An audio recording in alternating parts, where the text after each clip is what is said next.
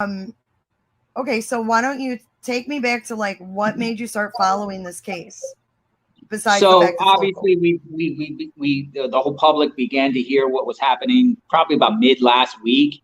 Maybe like the 12th, the 13th, we started discovering about this case and missing Gabby. Um, we at Original Media Group, we wrote one article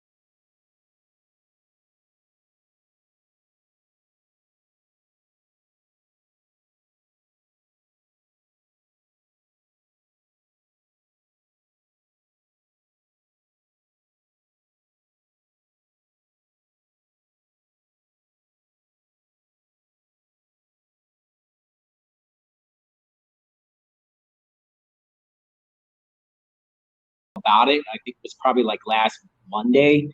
We wrote an article about it. Said, hey, this 22-year-old. She's 22, correct?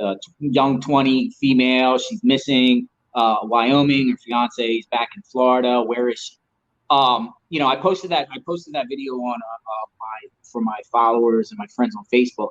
And then I got a message. A private message, and I don't want to really get into details about it, but I got a message from Gabby's family,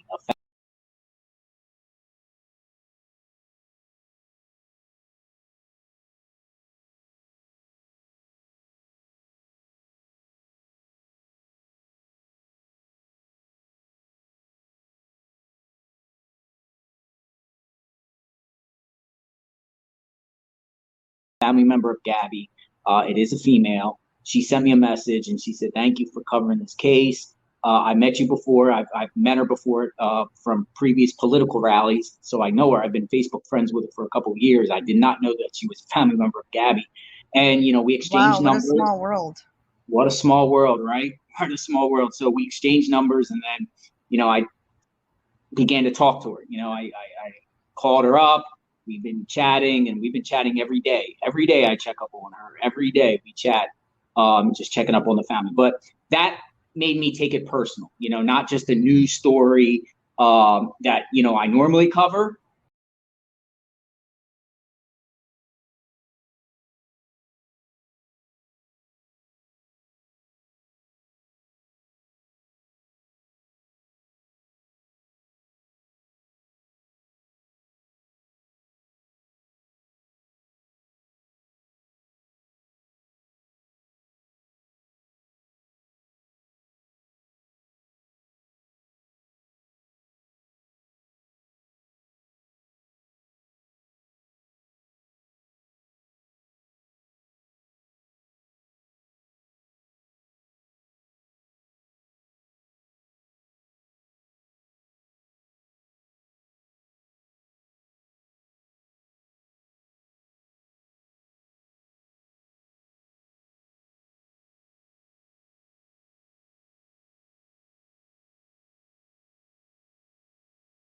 Bullhorn out. I was by myself. I went down there by myself, and I immediately. It was probably about 3:30 in the afternoon on Friday last week, and I just got my bullhorn out and I just started chanting in front of his house. I said, "Where's Gabby? Where's And Gabby? this was Come out!" all based on just straight up outrage that this kid's Outrage. hiding It's a behind a personal lawyer. friend.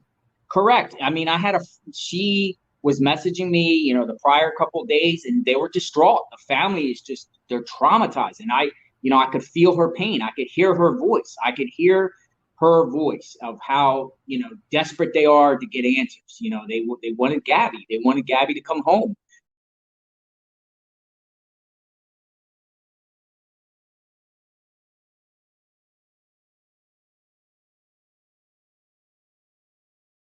But now it's like personal because I know a family member of a victim.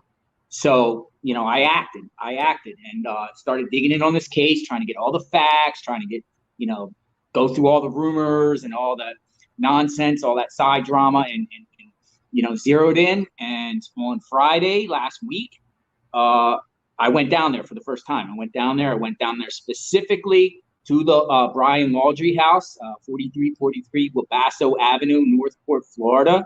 Went directly in front of his house. At that time, I wasn't with my media attire. I was actually going in my individual capacity. And, you know, I got my bull.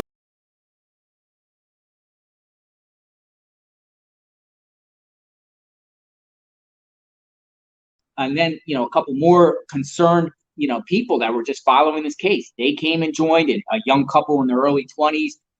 You know, they said that, you know, they were there showing support for Gabby. They had signs. Another woman, she looked like she was in her 40s. She comes with a big bullhorn and she starts chanting. And then these